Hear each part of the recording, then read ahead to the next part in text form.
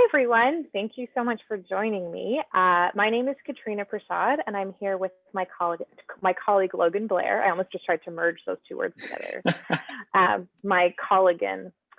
We're here from Housing Services, which is one of the central UT supports, and we are here to help all students understand how to navigate Toronto's very complex rental market. So today, we're going to specifically focus on finding a place.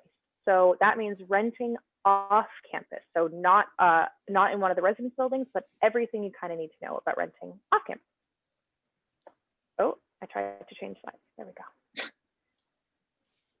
So tell me, Katrina, who are we? What are we at Housing Services? What do we do? So we actually do two things. I am responsible for the off-campus portfolio, and actually Logan does quite a bit of the other side of our portfolio, which is to help individuals apply to residence. But we'll talk mostly about what I do. So I really focus my efforts on my side of the office about educating students about renting in Toronto, like I mentioned. So that includes offering search tips and strategies for finding safe and affordable housing, and that's very much what we're going to be covering this evening. But other things that we do is we actually maintain a property listing bank. So we can connect students with that, but do keep in mind that we aren't realtors, so we don't do individual housing searches. We assist students with accessing conflict coaching resources. We can also educate students about their tenant rights and responsibilities. There are a lot of rights. There's a lot of protections in the law that oftentimes people don't realize exist. So again, we don't interpret the law. We're not lawyers. We can't give you specific legal advice, but we can tell you what the law says, and we'll cover a little bit of that today. And should someone have a legal question that kind of exceeds our abilities to support, we can refer you over to legal aid and resources. Anything to add, Logan? I don't think so. I think you covered us well. Perfect. This one's your slide. Oh, okay. So today in this session, we're going to cover how to search for housing in Toronto, as well as your related rights. The goal here is to create a plan to find housing that suits your needs.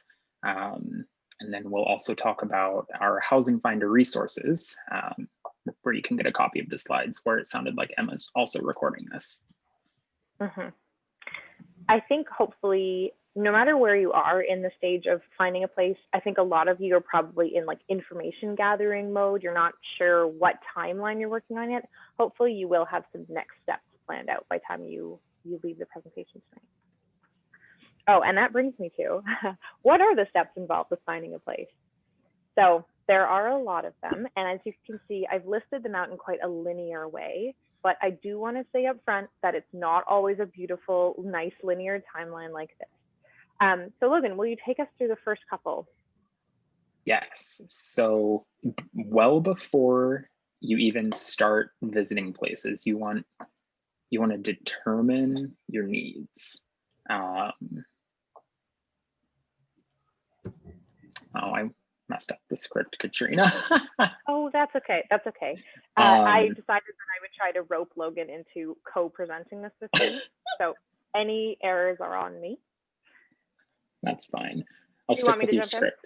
Yeah, go for it. So determining your needs essentially is actually, I think, kind of zooming out of the search process, because I think when it comes to starting the search, if any of you have ever looked for properties off campus, I think a lot of us start at that third step. We start at searching for apartments, and we forget that actually before you just go online and get completely overwhelmed by the different options out there, it actually is worth the time to think about what kind of housing and budget you're actually working with and that you're actually interested in. And I think most importantly, it's really important to think about what you don't want, because I do sometimes see that students will say, I'm looking for any housing, anywhere, any kind, any roommate. And the reality is that's not true. I know that I wouldn't be open to anything. I know that there's certain things I would say no to. And so once you can even start thinking about eliminating some options, it can really help you streamline your search. And so I do want to point out that, like I said, it's not always perfectly linear. So maybe you do spend some concentrated time kind of right now in the next couple of weeks or months assessing your needs and maybe even finding a roommate for yourself. And then you will begin searching. And for those of you who are thinking about moving in September, maybe that search isn't coming until later in the year, but others, maybe you're thinking about a spring move. And so that would be a search starting pretty soon. And from there, you're going to kind of do the next 2 steps kind of back and forth a couple times probably. So you will set up viewings, and we'll get into all the detail about what all these things are later. So we'll get into you'll do viewings, and if you like the place, maybe you'll be submitting a rental application for the place. But submitting a rental application isn't a guarantee that you're going to get the place. So maybe they decline you and you go back to searching, and you kind of bounce back and forth a couple times. But once your offer to rent a unit has been accepted, then you move into that final stage of signing a lease. And that's when you officially become a tenant in that unit. So we will dig right into all these steps, starting first off with determining your needs. Anything to add? No? Okay, perfect. Dive in. Okay. Do you want me to dive in? Please. All right, so one of the major things we say is understand your rights as a tenant. So that starts with knowing that most tenants in Ontario are protected under what's called the Residential Tenancies Act. We'll refer to it as the RTA just because it's a lot easier. And that sets out the rules and regulations that govern landlord-tenant relationships in Ontario.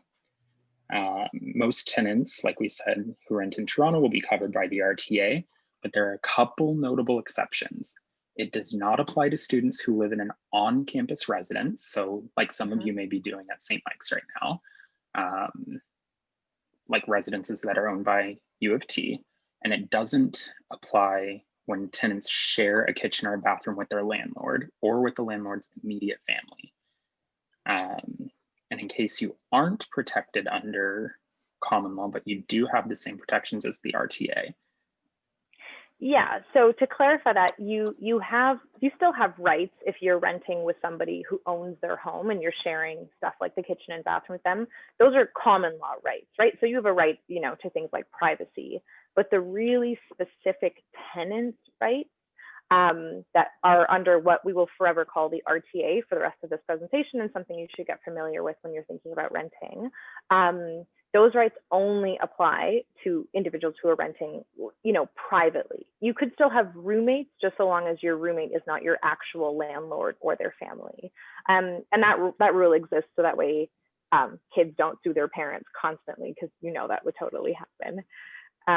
And so this is just something important for you to keep in mind, because as we guide you through the rest of the slides, we are going to be talking about you being a tenant as if you were under the RTA, but do recognize some of these things wouldn't apply. They wouldn't be legally enforceable, put it that way, if you did choose to rent with an individual who owned their home.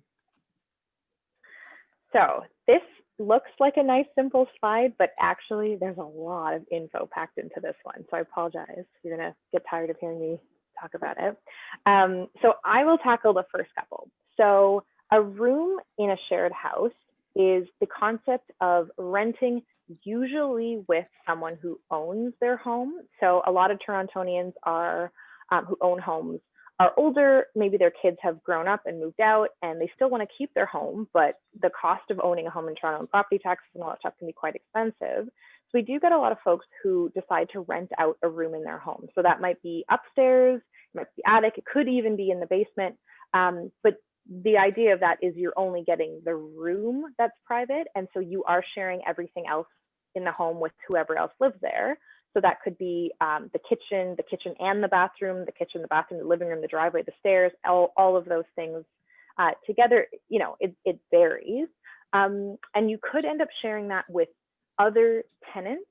So there's this concept of a rooming house, some of which are legal and licensed, some of which are not. So do pay attention to that. Just even in the back of your mind, remember there's something to do with the legality around rooming house, where a single house has been split up into like 8 different bedrooms. That's potentially with other tenants. So that actually does put you under the Residential Tenancies Act. But if you are going to rent from someone who owns their home and therefore share the kitchen or bathroom with them, then this is the one time you're usually exempt from the RTA. And so that's just something to keep in mind. It's not a make or break, right? Lots of people choose to because there tends to be more flexibility when you rent from someone who owns their home. Maybe they don't require the full 2 months, which is 60 days advance notice before you move out. Maybe they only want a month or even 2 weeks. And so maybe they're willing to sign a shorter lease with you. There's some compromises and benefits. And a lot of our international students do find it easier at first to just get a room in a house with a landlord and then move out from there. So something to keep in mind. And I contrast this room in a shared house with the idea of a basement apartment. And we say basement because it's the most common location in a house for there to be a private suite, but it could technically be on any floor.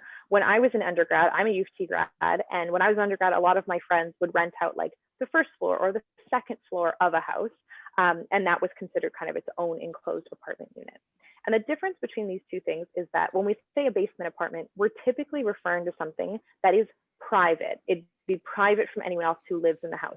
Maybe the laundry is shared, but if you had a basement apartment, it's sort of expected that you would have your own kitchen and your own bathroom, therefore putting you under the Residential Tenancies Act. And then this third option, I think a lot of you will have heard about some of the different kinds of dedicated student housing that exist. So on-campus residence technically is a form of dedicated student housing, right? It's housing that's only available to students, and it has a bunch of rules around it.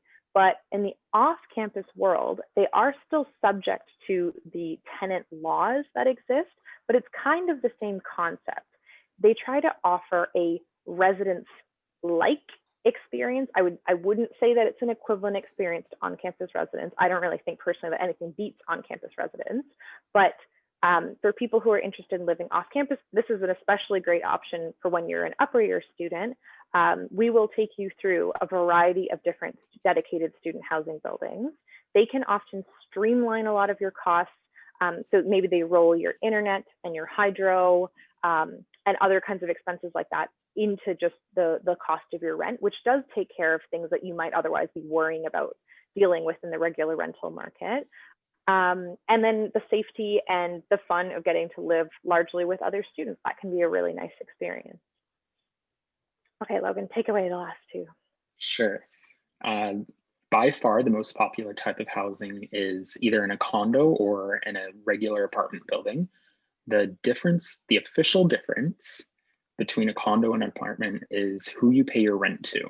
In a condo, each of the units is owned by an individual landlord, so you pay your rent to that individual owner. But in an apartment building, all of the units in the building are owned by a property management company, and so you pay your rent to the company.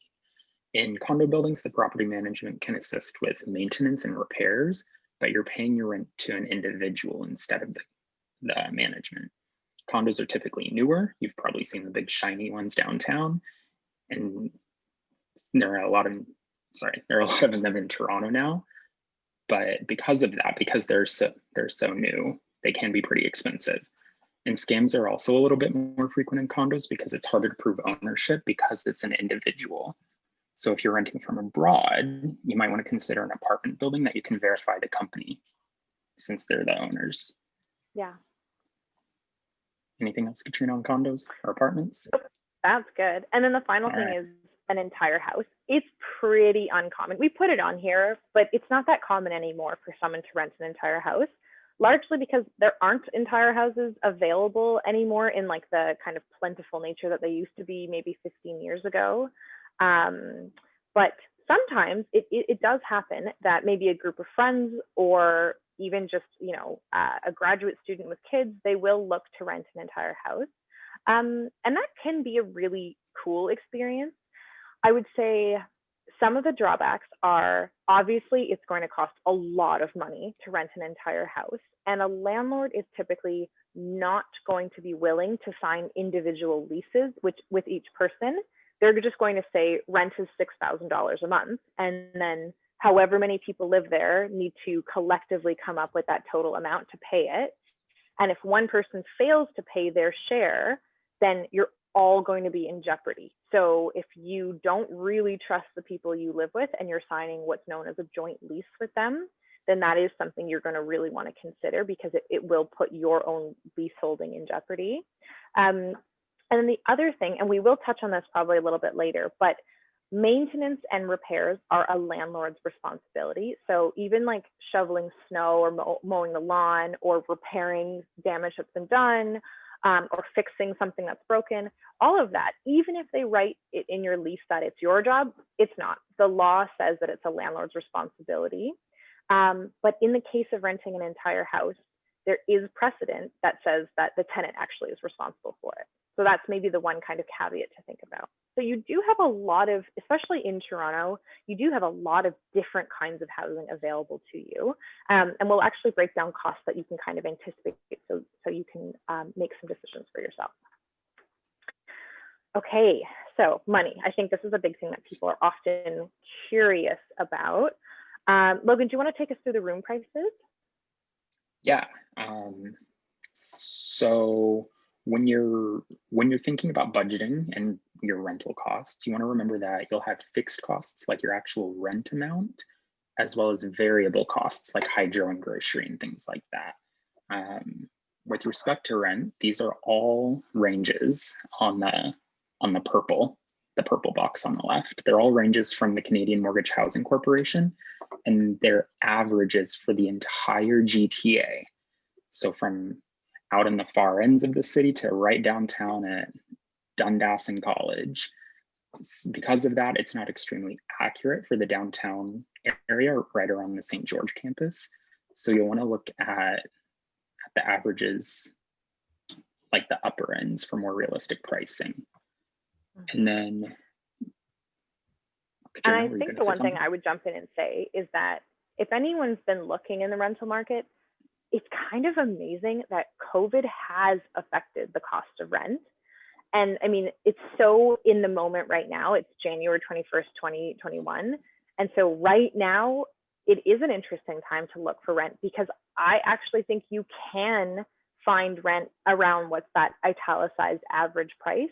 But, and COVID has made things so unusual. Like historically, and I'm talking like for the years that I've been delivering this presentation, it's always been the upper end of those ranges that you see listed. So like a 1-bedroom was easily going for $2,500, if not more.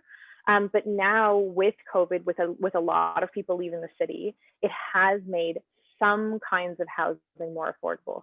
Condos are the ones that probably don't suffer too much. There's just always competition for them.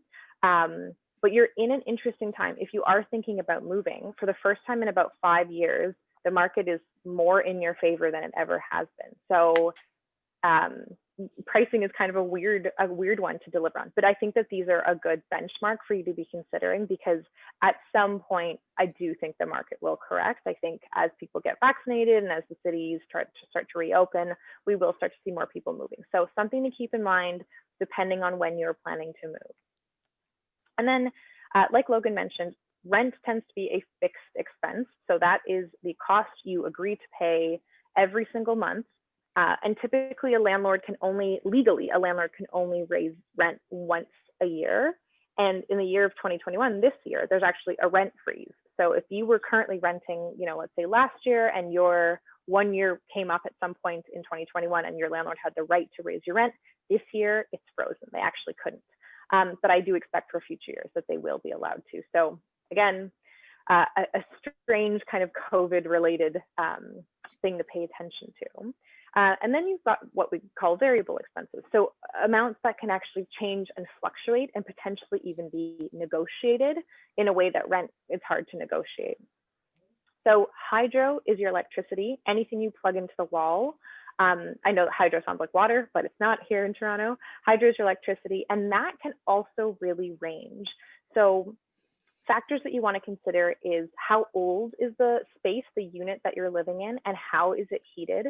So if anyone has not yet spent a winter in Toronto, it can get very cold.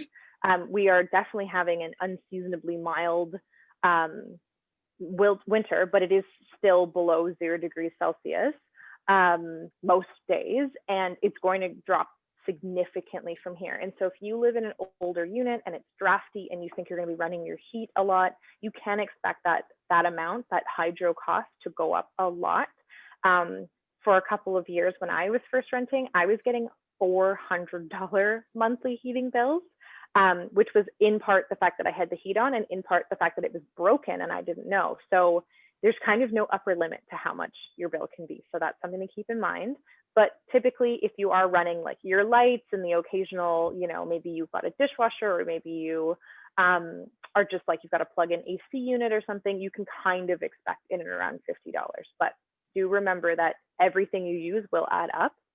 Then there's internet, and we always suggest that you ask for a student discount. Canada does not have a lot of telecommunications companies, and Toronto does have some internet companies. So you should always just say that you're a student and see what you can negotiate for yourself. Then there's tenant insurance, and we will get into that shortly about what it is and why it's important. But think about it like car insurance, but for your belongings in your home. And I do think it's super important that you think about budgeting for this. So that's all I'll say for now. Groceries, of course, it really depends on how much you eat. I think right now everyone's buying a lot more in terms of groceries because they're not getting a chance to eat out here in Toronto. But know thyself. I think I say that a lot when it comes to housing. You got to know what's right for you and how much to budget for yourself. Then you're going to have other expenses. So if you choose to live close to campus, maybe you have no transit cost, but if you decide to save on rent by living further away, maybe you are adding on about $130 a month to have an unlimited Metro Pass. So factors to consider. And then of course you have other expenses. You've got things related to school, so tuition, books, supplies, clothing, entertainment, travel, those kinds of costs that you're going to be wanting to consider. So when you think about how much can I afford, it's not just how much can you afford for rent, it's like the big picture of your budget. Okay. Okay. Do you want to take everyone through this tenants insurance, Logan? Yes, that's a nice segue from your last slide. We like truly cannot stress tenants insurance enough. There are three big reasons for why everyone should get tenants insurance when they're renting. The first thing is that it protects your personal property. So like, for example, if a pipe bursts and your laptop and your phone and everything gets ruined, then your landlord's insurance probably wouldn't cover that. But it will cover the replacement of like the physical structure, like the wall, but not your belongings. So you want to make sure your own insurance can protect your own belongings. And then similar to car insurance, most tenants insurance policies would cover personal liability, which is when it's your responsibility for accidents or negligence, things that you cause to happen. For example, if you get distracted while you're cooking and you set your stove on fire, and then your landlord would expect you to pay for the repairs. And this really happens. I watched a student wipe out his parents' retirement savings because he didn't have tenants insurance and he burned down his kitchen. Yeah. This really does happen. Yeah. So if you don't have tenants insurance, then you have to pay for it, like Katrina said. But if you do have tenants insurance, then you would be covered. And then the last thing is that it can help cover your living expenses. Katrina's go-to example is a few years ago, there was a big fire in an apartment building, I think it was. Mm-hmm. And there were 1,500 tenants, and over half of them didn't have insurance. So a lot of them had to turn to other housing resources like the shelter system for months and months and months. But the renters who had insurance, they were able to get some sort of like support from that insurance, and they could sort of more easily transition into other housing. Mm-hmm. So if you are a Canadian citizen and you're still considered a dependent to your parents and they own a home, this could be your parents or your guardians, and they own a home, there is a chance that their homeowner's insurance will extend to you as a form of tenant's insurance. So I think it's that you have to be Canadian and they have to have a home in Canada and they have insurance on it, which most people would. So you can give their insurer a call. Otherwise, U of T students get a discount with TD's home insurance policy, or you can shop around. But I do think it is one of the most important takeaways you could take away from our whole presentation today. So please really do think about it. And so once we've kind of talked about budget and kind of scared you with all these high dollar value numbers, oftentimes students are like, "Ooh, I think I maybe need a roommate," because a roommate is one of the most affordable ways to save on rent. And you can have a really lovely experience living with someone else. So some of the ways that you can find potential roommates are through the U of T Housing Finder. So we will drop some links in at the end of our discussion with you today. But our housing finder, which is offcampushousing.utoronto.ca, is not only home to all of our property listings, but also a roommate finder tool. So there's a chance for you to make a profile, as well as look through the profiles of like what is sometimes hundreds of students who have posted on there. You can find people who both are looking for someone to look for a place with, as well as people who already have a place and just have a spare bedroom that they're looking to fill, which can be one of the fastest ways to find a place. People who match your lifestyle is what's really important. And we'll talk a little bit more about that in the next slide. Other places that you can potentially find roommates are your campus community. So if you have other people in your college, for example, or in your classes, or in any kind of student group that you're part of, sometimes that can be a great place to just ask around and see if anyone's looking for someone to live with. As well as just your wider network. Like I've known students just to put it on Facebook that they're moving to Toronto and do they know anyone? And maybe they don't directly know someone, but through a friend of a friend, sometimes those connections can really go a long way in finding a good place to live. Okay, Logan, take us through, how do you find the right roommate? Yes, so knowing where to look for a roommate's important, but looking for the right roommate's also important. And it's really, really important to make sure that you take time to figure out if anyone that you're talking to might be a good roommate. Even if it's your best friend, they might not mesh well with your lifestyle. So some of the things that we have here on this slide, we've got our roommate compatibility checklist and our roommate agreement. Those are just a few of the handouts that we have, and they can help you with your apartment hunt for roommates or the actual unit. We can probably link them later. Yeah, we'll link them after. Perfect.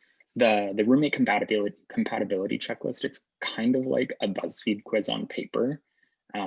It's kind of cheesy, but we really do encourage you to use it and fill it out and compare answers with whoever you might be looking with. It really just lays it out to see how things, like how helpful things are that you might have in common, and use it as a point to discuss any of the potential differences that you've got, especially around things like cleanliness and guests. Those are some of the big tete-a-tetes that people might have. And then, yeah, for sure. And then the other one is the roommate agreement. So once you've sort of locked down someone that you might be living with,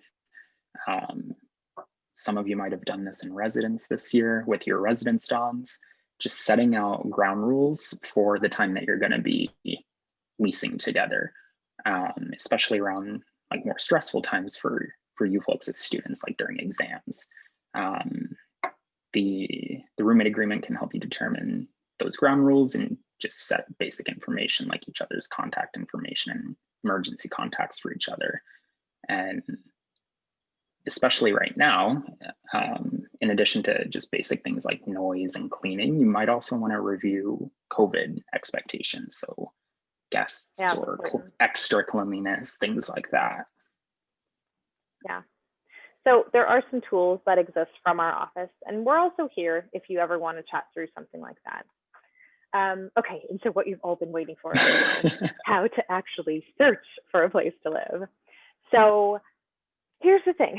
I think the disclaimer of this whole presentation is COVID has made things weird. So I will say that to preface, but generally speaking, before you plan to move in, you really just need to start looking about a month and a half, at most 2 months before you want to move in. The reason we say this is that even now, even in these like strange pandemic times, the law hasn't changed.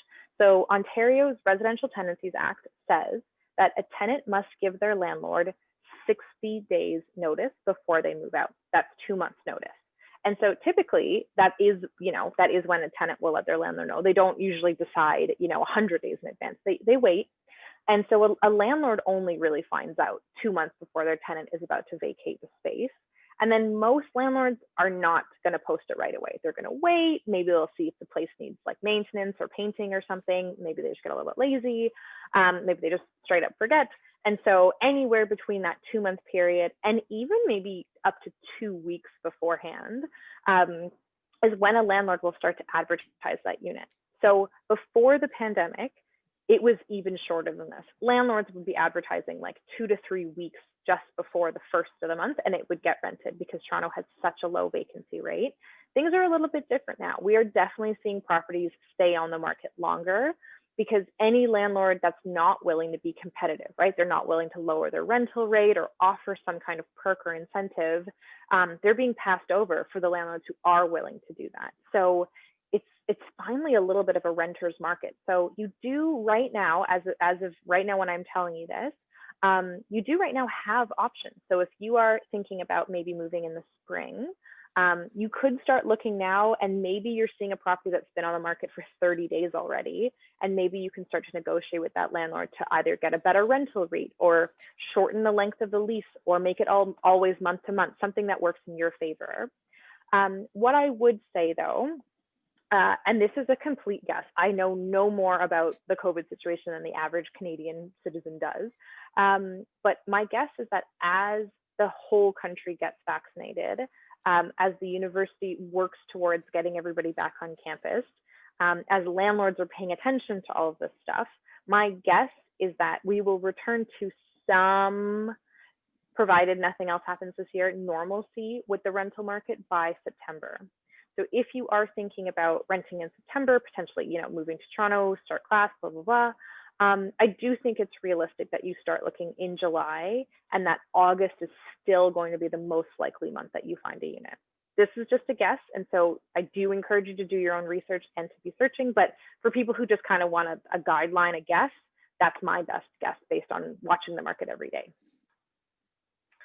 So a lot of folks want to know, okay, great. So thank you for telling me about when to search, but where do I search? Where do I figure this out? So I think if you are renting alone, so if you are renting by yourself, no spouse, no partner, no kids, no pets, then your very first option should be to think about one of those independent student housing buildings that we talked about earlier. And here is a nice table that kind of breaks them down for you. So some of these names might be familiar to some of you. Campus One is very, very close to the south end of U of T's campus, and Tartu is very close to the north end of campus. So other buildings, these other buildings listed here are also in the downtown Toronto area. Like U of T is just in such a fantastic location that everything is kind of readily accessed. So it's important, I think, that you start to think about your needs. So in general, not just with these student housing buildings, but with any place you might rent, like an apartment or a condo or a room in a house, whatever, a lot of those leases are 12-month leases. So that's just the typical first term that a rental rate is in Toronto. And not every student wants that. A lot of people are interested in 8 months because they know they're going to be here from September to April, but then maybe they want their summers free. And so it is a consideration that you should keep in mind, because some of these places are indeed only 12 months. You can see that some of them are more flexible. So Tartu, Neil Wyzik, and Harrington Housing are the most flexible. And then Home Adorma is a homestay company. So it's really up to the individual person who you're staying with to make that decision. Whereas Campus Common, Campus One, which has such a similar name, and Parkside, they're all 12-month leases.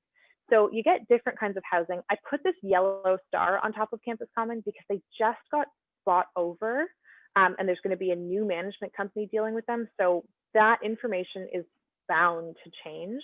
It will probably still be apartment style, but it will probably now come furnished.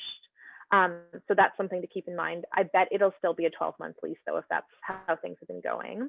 But typically that was one of our more affordable options.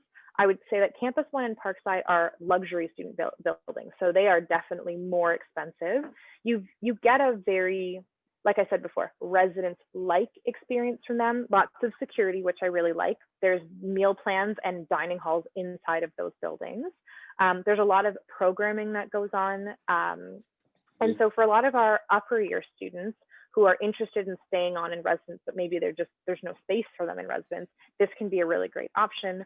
Or if a student who's going into first year loses their guarantee, this can also be an option that satisfies that kind of feeling of really wanting to live in that residence-like community.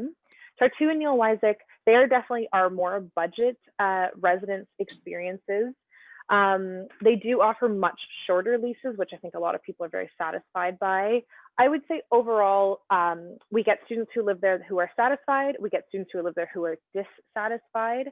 I would say in both of those buildings especially, but in anywhere that you live, learning how to advocate for yourself if something is not working for you is an essential skill. And that's a skill that we can help you work on.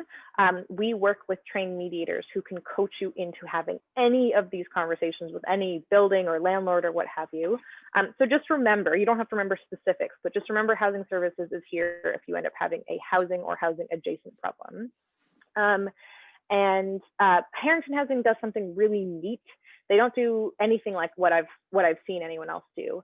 So they are a company, but they're not a building. So they rent out floors, like whole floors of an apartment building, and they furnish each unit, and then they rent out each bedroom of the unit completely furnished, like a bed, a desk, a TV in each person's room, and then a shared kitchen and sort of like living room area that's also been kind of kitted out. Right before the pandemic, Logan and I went and saw it. So we were happy with it. I've been working with them for a couple of years, and we've had maybe 300 students live with them in the last couple of years, and so far people have been happy. So I do really like what Harrington Housing has to offer, and I think it's a different kind of offering to these other buildings. So again, if you are living alone, maybe this is the right, one of these is the right option for you. It definitely takes a lot of the stress out of searching.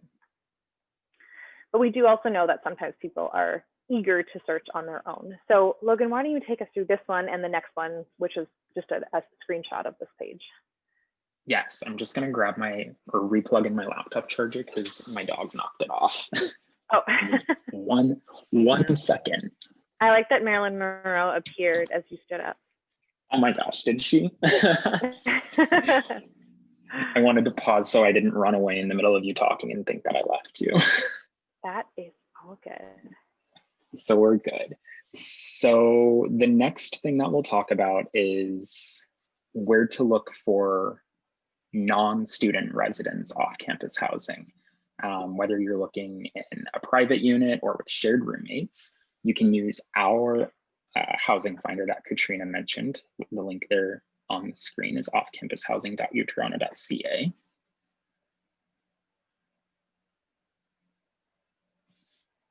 Do we have a next slide, Katrina? Oh, I'm so sorry. So we'll kind of go over that, or were you going to, Katrina? Yeah. No, you can take them through. What will people see when they get to the page? Sorry? What will people see when they kind of get to this page? This is kind of a screenshot of what the page looks like. You'll see this. So you log in just with your UTOR ID like pretty much everything else. So in the top right corner over here. Yep. I don't know, can you see my cursor? Yep. Okay, perfect, yeah. So over here, not sign up, which seems like the right thing, but log in with your UTOR ID. We should change that. We should change those colors. Yeah. But anyways, once you get logged in, you'll see all of the listings that we've got up there. Some may be private, some may be shared, some may be from U of T students, and then you can get in contact with the lister of each of those units directly. A really good thing that I think about our website is that we review each of the ads before it's posted for you to be able to see, but we do still encourage you to treat any ad that you see online as a potential scam. Just making sure that you're verifying that it's legitimate before heading over to visit it or handing over any of your personal information or money. Don't give them money without verifying that it's legitimate. And if you do have any concerns on our housing finder, please, please, please let us know and we'll tackle that. Yeah, we'll give you our email at the end, and we encourage you to get in touch if you're like, hey, I think there's a scam post on here. We do read them all, and I am really biased, and I say we're really good at reading them, the scams, but we're not perfect. So like I mentioned before, over here is also the roommate finder, and I have been slowly building out these resources on the resources tab over here, and I'm really pleased with them, so we will drop those in our chat before we end our call with you. So in addition to our site, which is where any landlord who says they're interested in renting to our students, we push them to that site. So that's where the majority of people who are willing to rent to UT students host their ads. But there are, of course, other sites, and sites like PadMapper, Kijiji. If you think you want to rent in a condo, then condos.ca or realtor.ca can be very straightforward. There's also a lot of Facebook groups. There's an unofficial UT St. George one. There's a lot of subgroups, right? So there might be even just like SNC students or something like that. And it, like Logan said, it doesn't really matter if you see an ad on our site or you see an ad on another site. I think it's really, really important that you let your gut and the information we're going to tell you about avoiding scams guide you through it. Because unfortunately, I'm not really sure why, but I guess some people think it is more lucrative to try to just scam people out of their money than just work. So yeah, and it happens, and we totally get people who get scammed every year. And so I think it's just really worthwhile to pay attention to the signs. So let's talk about those. So I will say up front, as a person who has rented for a long time, housing searches can be stressful. And I want to be honest with you about that. And I sometimes feel like I'm the bad news office when I tell people like, oh, it's stressful, oh, it's expensive. But I would rather be honest with you and have you be prepared for this process, so you don't get encouraged to think, oh, you know, the first place you look will be the easiest thing and no big deal. And then you find your morale really low and you're like, Katrina lied to me. So I'd rather you say, nope, this is going the way Katrina told me to expect. So some things to make it a little bit less stressful for you. First things first, you have to be persistent. So seeing one unit online that sounds good and writing a message and then forgetting about it for 3 weeks and hoping that that turns into the place of your dreams isn't always the way it works out. And I would say statistically, it doesn't work out that way most of the time. So being persistent really comes down to looking constantly and applying to a lot of different places, at least to view them. Whether or not you ultimately decide to apply to them is a different story. And following up, if you really love something, don't just send a message and then never hear back from them. Send a message, try and get in touch with them, follow up with them, show them that you're eager to live there. Being flexible. So you've got to know your need to haves and be able to separate them from your nice to have. And it's not really my place to tell you what is an absolute need to have, other than you need to feel safe where you live. I get to decide that for you. Safety is your number one priority. We have had students who lived in affordable places right beside campus, but something about the place made them uncomfortable. They were scared, or something scary happened there. And I can tell you that from their mental health, it wasn't worth it. It wasn't worth that feeling of like, oh my gosh, someone's about to break into where I live at any moment. So I choose for you that safety is your number one priority. But other than that, you get to decide. If you think that having a gym in your building is really important, or living really close to campus is really important, or affordability is the second most important thing to you, totally your call. You just have to remember that you do sometimes end up paying for these things, right? So if you know you want a dishwasher and ensuite laundry in your unit, you will have to budget for that. And if you can't afford it, then you have to manage your expectations around it. So that's all that really means. This third one, you're already doing it. You are learning the process and you're getting prepared. And after we touch on all the rental application documents, you will be more than prepared for what comes next. And like I said before, your top 3 priorities, the first one, safety, but you pick between the other 2. And that's really different for everyone. And there's no judgment from anyone in our office if you decide that one is more important than the other. So just remember that it is a bit of a slog, and we believe you will be able to find something. So both can be true. Okay, Logan, would you like us to take us through how to avoid scams? Yes, this can also be part of the stressful part about renting, but if you stay persistent, do the other things that Katrina just told you to do, it can help. So the first thing that we recommend is making sure that a property is real. You can Google search an address along with like the landlord's name, their email, just to see what comes up. Does like a real property on Google Maps come up, or Is there? Or is it an H&M? Like one time when I Googled a property. Oh my gosh, Yeah. that's bad. Or similarly, does the landlord come up on like a Reddit page saying that, oh, this is definitely a known scammer?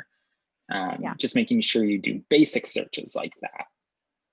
The next thing is talking about money. We say keep your cash close. Just making sure that you're not paying anything up until you absolutely have to. And what do you have to pay when you sign a lease? What do you have to pay when you sign a lease? Yeah. Oh my gosh, you're putting me on the spot. I know, this is the first time. Landlords can ask for a rent deposit of 1 month. That's applied to the last month rent. And they can ask for a refundable key deposit, which is just the amount that it would cost to replace the key in case you lose it. And that would be returned to you at the very end. Do you approve? I approve. Logan got it. That is it. Excellent. So just to jump in here, landlords don't always know the law. I was saying this yesterday to some students, but landlords are not in the business of doing good things out of the goodness of their hearts for their tenants. Landlords are in the business of earning money. And so a lot of landlords are going to write whatever into their rental applications and into their advertisements to try to maximize how much money they can get from their tenants. So in Ontario, because of that, the Residential Tenancies Act, so people who do not share the kitchen or bathroom with their landlord, or it's not on-campus residence, they cannot be charged an application fee, a holding fee, a cleaning deposit, a damage deposit, a security deposit. None of those things in this province are legal. Some provinces, different things are legal in different places, but here, if you're renting in Ontario, so whether that's Toronto, Scarborough, Mississauga, any of those cities that you might be in, you can't be charged anything but your last month's rent deposit. Sometimes landlords will ask for first and last, and if you're close, like if it's the 18th of August and you're moving in September 1st, it's okay to pay first and last upfront like that, but you do have the right to say no and say, I'll pay you my advanced rent deposit of 1 month for last month's rent, and on the first, the day it's due, I'll pay the first month's rent in full. So just something to keep in mind, that you can't be asked for all those extra things, and you have every right to decline it if you are asked for it. Good on that one? Yeah. All right, the next one is making sure that you understand the market. Our example is if you see a full private condo on Bay Street and King Street for $900, it's probably a scam. Like, that doesn't exist. If you look a bit outside of downtown, it might be less expensive, so more likely to be more legitimate for that price. But just make sure that you're doing your research and you can compare and see what the average is in whatever neighborhood you might be looking at. The next point is keeping your guard up, kind of like what we just said. If it's too good to be true, it probably isn't real. You should ask landlords why a unit might be cheap or whatever might be make you raise your eyebrow at the unit. Just making sure that you get the landlord to prove to you that it's a real unit, that you're able to see it, and that they own it before you hand over like any of your money, any of your payments, any of your information. Like Katrina said just a minute ago, you should only pay really anything when you're actually signing the lease with the landlord. And then our last point here is check out the place, even if it's just a virtual viewing. So previously we would say, like, go see the place in person all the time, no matter what, hands down, no questions asked. Right now, obviously that's a little bit different. If you're not able to or don't feel comfortable with going and seeing a place in person with a landlord, you can ask them to do a live video. Keyword on the live. We don't want them to just record their own personal apartment and send that to you. We want them to be walking into the unit, showing it to you on FaceTime or whatever, so that way you know that it's legit. Yeah, I could not emphasize that anymore. Okay, so actually, I'm about to emphasize that some more. So let's say that you have done what we've gone through so far. So you kind of figured out, okay, neighborhoods I might like to live in, type of housing I might like to live in, roommates I may or may not want to have. You've searched, and now you've found at least one place that you think, oh yeah, I could live here. Your next step is to set up that viewing. And we really want to emphasize that it is critical in some way to view it, because that is the best way to figure out, A, that it's not a scam, and B, that you are getting what it looks like or what you've been promised, because photos can be misleading, descriptions can be very misleading. So like Logan mentioned, virtual viewings, there's never been a better time for it, because now with the pandemic, no one wants each other's germs in their face. And so landlords are much more open to the idea of giving a video tour.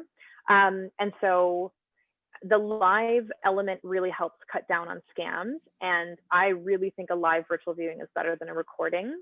Now, a landlord might try to get around this by saying, oh, I have a current tenant in there. So give them your name or give them a phrase to say and ask if the tenant is going to take a video of their unit, that they say like, hi, Logan, I'm showing you the apartment. And maybe you give them some requests, like, can you please put on the water? Can you please turn on all the lights in the room? And so that will kind of prompt them to do something that's unique and not just potentially a video of any space. We have some more documents. I think there are going to be pictures of it coming up on maybe on the next slide. But we have a viewing checklist. So something nice and easy. Anytime that I've gone to go look at a property, even a property for purchase, I bring one and I take it off, because it just kind of, my whole brain is just already downloaded into that nice little checklist. And then the landlord Q&A are some of the questions that you might want to ask a landlord. So things like, where do my parcels go if I get a package? Or are there any renovations planned in the building anytime soon? Because we have had students who moved in. I had a student with a newborn who moved into a unit, and then they started construction in the unit next door for like 6 months, right? And so, you know, trying to ask those questions, asking questions around pests is important. And it's something that a landlord is legally bound to not lie to you about. So if they do lie, then you can appeal it to the landlord and tenant board and actually get released from your lease because they've lied about it. So important to kind of just be thinking about even the stuff that for lack of a better expression, that sucks, the stuff that you don't want to be thinking about, like what if I move in and I get bed bugs? It's better to ask up front and get a clear answer than just hope. So there's also, of course, COVID-19 specific questions. So you might want to ask about things like, when was the unit last occupied? Is there a current tenant? Have they had COVID? And even how will the unit be sanitized for your move-in? If you're going to have housemates, some of you, I'm guessing, may not actually be here right now. So if you have a space to comfortably quarantine, do others have a space to quarantine? Should they have COVID? Et cetera. I think it's well worth asking these questions. And I think even as the vaccine rolls out, a lot of these measures are going to be in place for a while. So just something to think about. And when you're looking for properties, there's kind of a bit of a technique to how to actually get in touch with the landlord. So if you're using the housing finder, that off-campus housing.utoronto.ca that we showed you that screenshot of, at the bottom of every ad is an actual built-in contact form. So the email that the landlord has provided, if you write a message, it will come from your UToronto account and go to them. But sometimes they provide a different email address or they provide a phone number. And so you can always contact them. In the past, I used to be a really big fan of the phone because I felt like a lot of landlords were getting inundated by email. Now, I kind of think that email is fine. So you can email them. And I do really encourage you to think about it as almost like applying for a job. You're really wanting to emphasize that you are professional and mature and you would be a good person for them to trust to live in their asset, because that's how they see it, right? They don't care that you need a home. That's the truth. They want to know that someone responsible will be a good steward of the place that they have spent their hard-earned money to own. And so you want to really be trying to sell them from that perspective, which I know is kind of like a dark perspective for me to have, but I think it's a perspective that seems to get a lot of landlords on board. And you want to say basically, hi, my name is Katrina. I'm a third-year bioethics student at the University of Toronto. I'm interested in viewing your unit at 151 Bay that I saw on the UT Housing Finder. I'm available every morning for a virtual video tour. Can you please confirm when works for you? Thank you. Or even, can you please confirm if the unit is still available?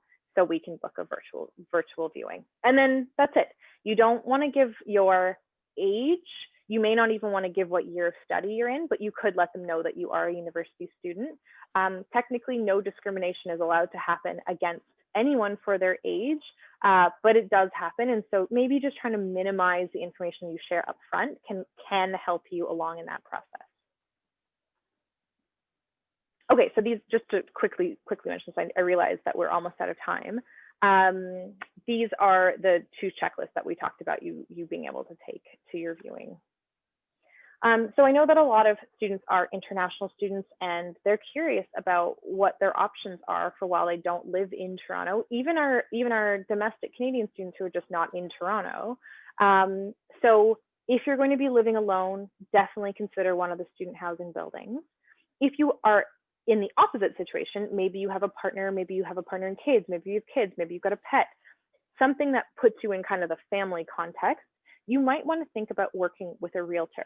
So in Ontario, working with a realtor, also known as a real estate agent, is a free service for a renter. They do get paid, but they get paid by the landlord, either half of 1 month's rent or a full month's rent, depending on if the landlord's working with a realtor as well.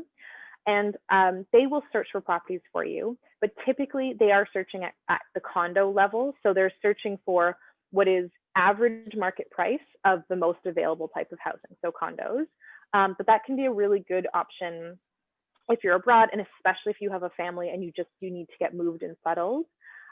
What a lot of our students will choose to do, regardless of if they're living alone or not or anything, but they are just looking for a place in the city, is actually come to Toronto a week early, stay in some kind of temporary housing, so maybe a hostel, an Airbnb, or a hotel, and just make their day job into searching. So that could be kind of the last week of August, maybe the last 10 days of August if they're moving in for September 1st. They land, let's say August 20th, and then they just spend the next 10 days searching and going to as many viewings as they can and applying. And oftentimes that is how students find housing. It is stressful, I'll give you that, but it is a thing that people do. And for a long time, that was sort of part of the Toronto housing experience. It wasn't uncommon for people to do. And then, like I mentioned way back in the roommate section, sometimes one of the fastest ways to find a place to live is to find a Canadian who already has a place.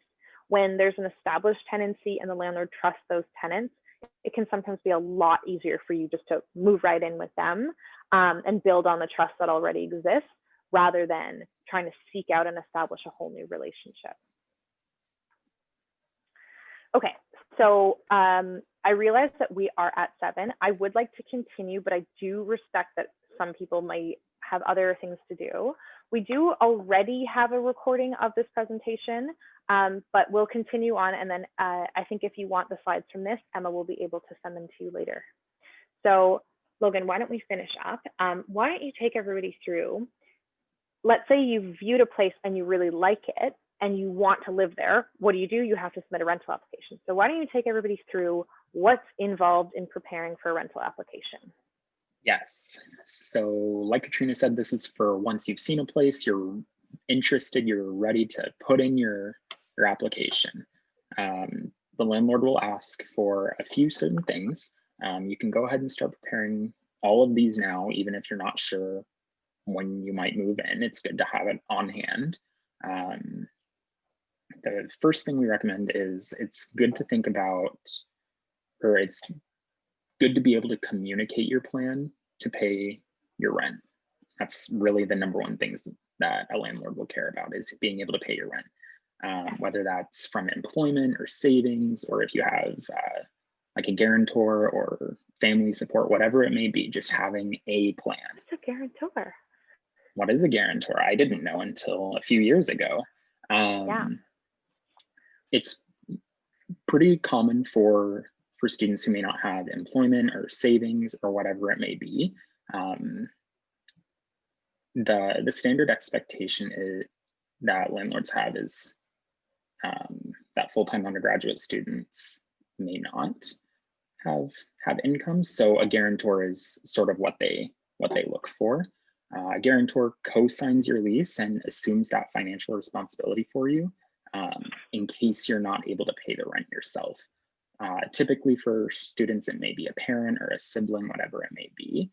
The guarantor is usually Canadian because they need a Canadian credit score for the landlord to be able to verify, and as well as the working history and things that landlords may be looking at from yourself. The guarantor may be listed on the lease as a guarantor, but they're not a legal tenant. They're just there to back up the financial aspect. Yeah, they don't have a right to live in the space with you. Right. Let me go back. So like Logan said, basically you have to have a plan for how you're going to pay your rent. And in addition to having a plan, you have to be able to communicate that plan.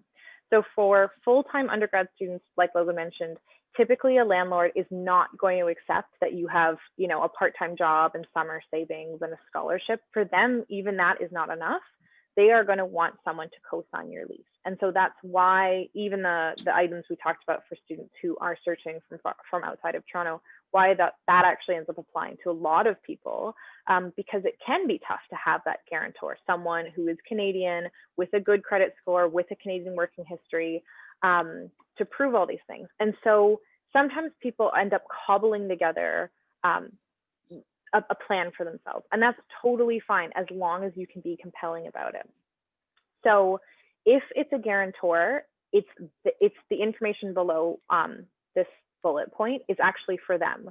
So the landlord will want to see their credit report and credit score, which is something that you can get through Equifax. They'll want to see a job letter for that person. So their employer saying that, yes, they've worked with us for X amount of time and they make X amount of money and they're expected to continue making this. And then if it's for you, if you don't have a guarantor, it would be your credit report and credit score, your job letter, and then of course your supporting letters like your enrollment letter, any scholarships you have, any banking letters that can be provided. And sometimes one of the ways around this is a lot of our international students have family or supporters who are transferring them money to pay their bills, but the family and supporters aren't in Canada. And so sometimes if a student is able to have a full year's worth of their living expenses deposited in their Canadian bank, a bank will write a letter on behalf of the student and say that, X person has enough funds for 1 year's worth of living expenses at a $1,500 rental rate. So it's not quite giving away all of the information, like the exact contents of your bank account, but it is letting them know that you have enough money in your account. It can be very complicated. And this definitely ties into what we talked about before when it came to what legal deposits can be asked for. So legally, a landlord can only ask for an advance rent deposit of 1 month, but absolutely we see over and over that landlords encourage or basically coerce our international students into paying more than 1 month's worth of rent. And I think because it is a bit of a renter's market right now, it's less likely to happen and you have more negotiating power than you would have had in the past.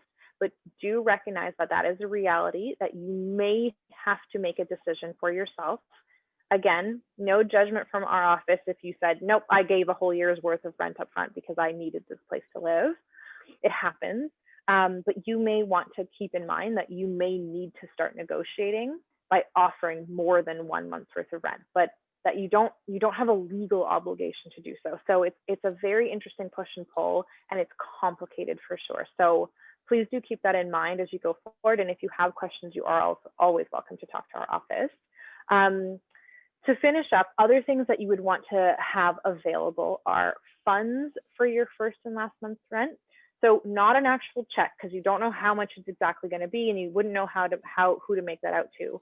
But you would want to have that money pretty available in your bank account, such that you could walk to a Scotiabank or something today and get a bank deposit for a bank draft for that amount and be able to give it to a landlord tomorrow. So you don't want it to be tied up in one of your parents' RRSP accounts and it's going to take 5 days to get out of there. You want that money to be pretty available.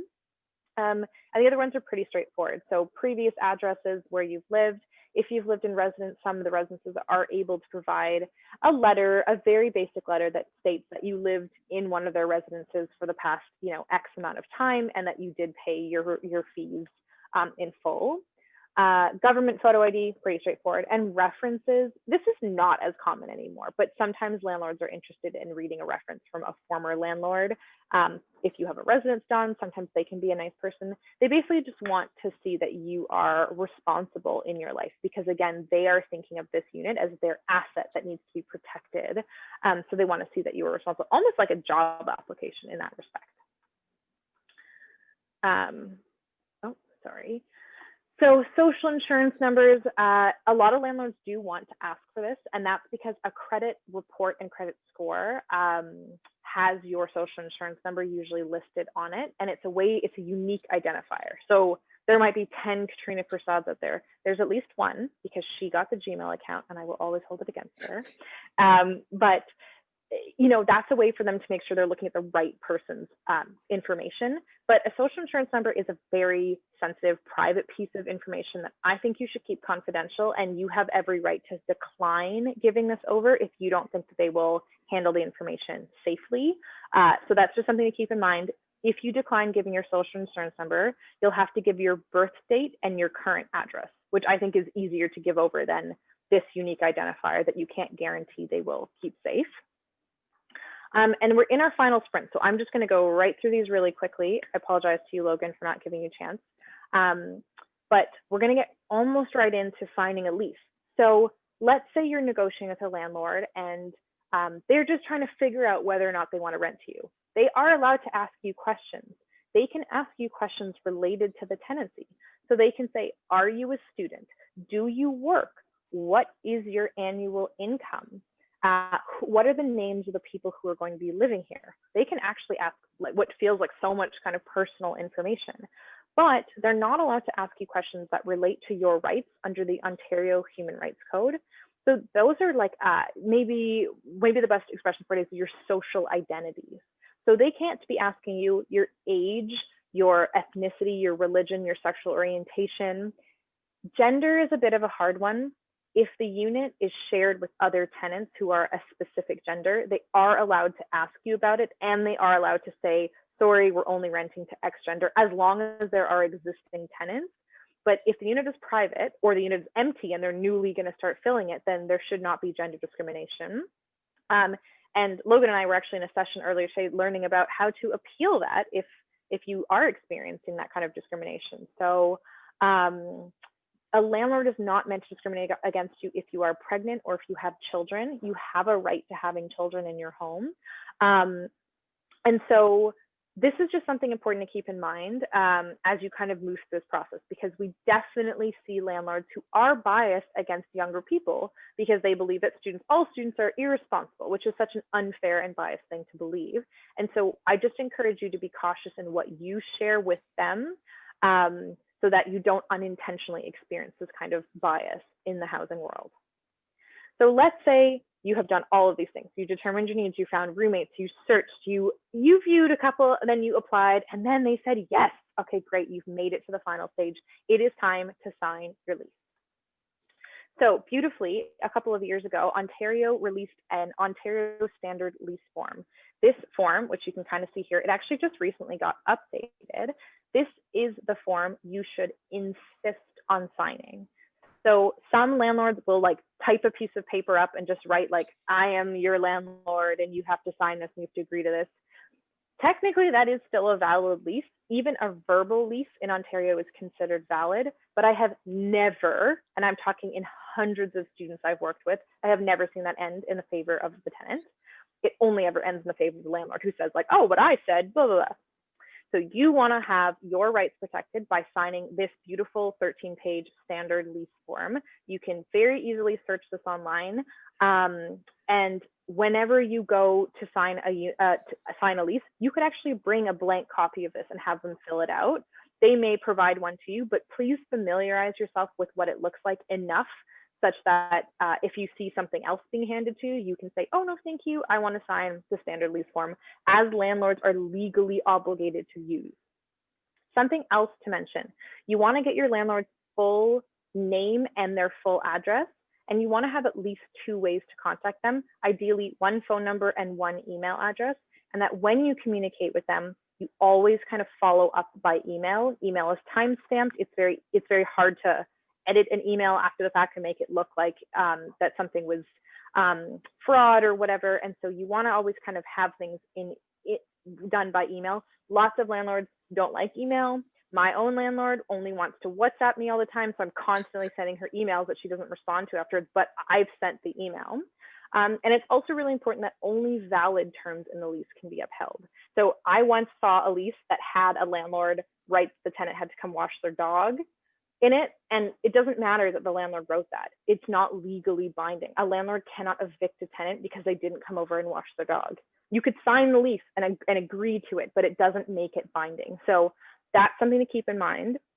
And then conversely, remembering that if you sign a lease, you are now bound to the valid terms in that lease. So if you've signed a lease and then your friend goes and finds like an even better apartment and wants you to break this lease, you can't do that. And that isn't something our office would be able to help you with. So do keep that in mind, that you are making a contract commitment. So this slide is long and convoluted. Essentially what it's saying is you're signing on to 1 year, but at the end of that 1 year, your lease is not over. You don't move out at the end. Your lease, your right to stay there and continue paying rent on an ongoing basis, remains almost indefinitely. What happens is the amount of time that you're bound to not being able to move out, it shortens from 1 year, where like you're tied. You can't leave before that 1 year's up without considered breaking your lease. That like lock-in period shortens to just 1 month at a time. So you have every right to live there month to month. But at this point now, you just give 60 days. And then at the end of that 60 days, you can move out, if that makes sense. And then if you want to just continue living there, you don't have to do anything. A lot of landlords will try to get you to sign a new lease, agree to different terms, raise your rent a huge amount. You don't need to sign anything. I haven't signed a new lease in 6 years of where I live. So I'm never going to sign another one as long as I live here. So recognize that you have rights. Again, you probably don't care about any of this right now because you're like, I just need to find a place. But remember that our office can give you this kind of advice as you're kind of coming up to the 1 year mark. And the same thing to do with rental increases. And the one thing I will point out in relation to finding a place is that there is no rent cap on buildings or units. So even like a basement unit that was constructed on November 15th, 2018, or more recently, so like all throughout 2019 and all throughout 2020. So if where you're going to move to, you think about, you're thinking that you might want to live there forever, or at least, maybe for the rest of your degree or something, you might want to look for an older building, something that's older than November 15th, 2018, because otherwise, once there is no more rent freeze, your landlord technically can raise the rent any amount. And so in buildings that are older than that, there is a rent cap. So that's just a date you might want to keep in mind. And a question you might want to ask is, hey, when was this building built, or when was this unit constructed? Because even a basement that was never lived in before the date that became a residential building or a residential unit, even that technically applies. So just something you want to keep in mind. And this part I'm not even get into. I'll show it to you. So you have some rights as a tenant. And if you have any questions about this, please, I implore you, I could talk about this literally all day, as I am doing right now. And there's also things that you are responsible for doing. So they're basic, right? I think a lot of people would read this and go, oh yeah, I could see being responsible for keeping things clean and being reasonably quiet. You're going to be a Toronto resident. So there are Toronto bylaws that you will be expected to abide by. I know it can sometimes feel like, yeah, I'm moving out of residence, but you're just moving into the greater Toronto residence. Finally, there is an amazing website. This is called stepstojustice.ca. Again, you don't even need to remember it right now. Just remember that there is a website out there that should you want to understand more about your rights, or you have legal questions, both about finding a place as well as keeping a place, about pests, about COVID, about evictions, it kind of has it all. So this is an awesome website and we look at it all the time. And of course, our office is here. So our email is this housing.services@utoronto.ca. You're likely to reach Logan, myself, or our colleague Paloma, or you can book a one-on-one with us through CLNX, which hopefully everyone's familiar with, clnx.utoronto.ca. And we would be happy to chat. So does anybody have any questions thank you so much for being patient and waiting with us after our time. I'm just dropping a few links in the chat to our website, a housing finder, and I'll put steps to justice as well in case any of you are in that area of housing right now. We can send Emma a copy of the slides to send to you. Yes, thank you. I just want to say thank you to you both for this wonderful presentation. It was super informative. I hope all those who have been able to join feel sort of prepared to start this search. So thank you. Just to everyone, if you didn't see the chat, I will be sending the slides that Katrina and Logan share with me, as well as the recording of this session. So if you missed anything or want to go back to anything, you'll be able to do so. And I'll be sending that to you sometime tomorrow. I'll just have to wait for the file to download. Okay. And if you have any questions, you can send them my way. And I know they've both already shared the email that you can contact the housing office. Does anyone have any questions right now, though, that they'd like to ask?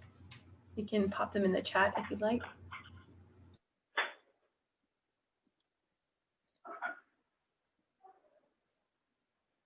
If you need to go, Katrina, I can also stick around for a few minutes and I field any do. questions that might come. I do. I have an appointment. It Okay. got bumped by 20 minutes, so I was like, oh, I can stay. But now I'm like really getting to the. I was going to say time. your 5 minutes were up 20 minutes ago. They were up a while ago. It also looks like there's no questions. So thank you very much, and we'll talk to you soon. Thanks, Thank Emma. you. Thanks for flying through, Katrina. Yeah. Saving the day. That was great. Bye. Okay, take care. Bye. Bye. Ryan, do you have a question? I do not. I was just leaving. Oh, okay. Have a good night.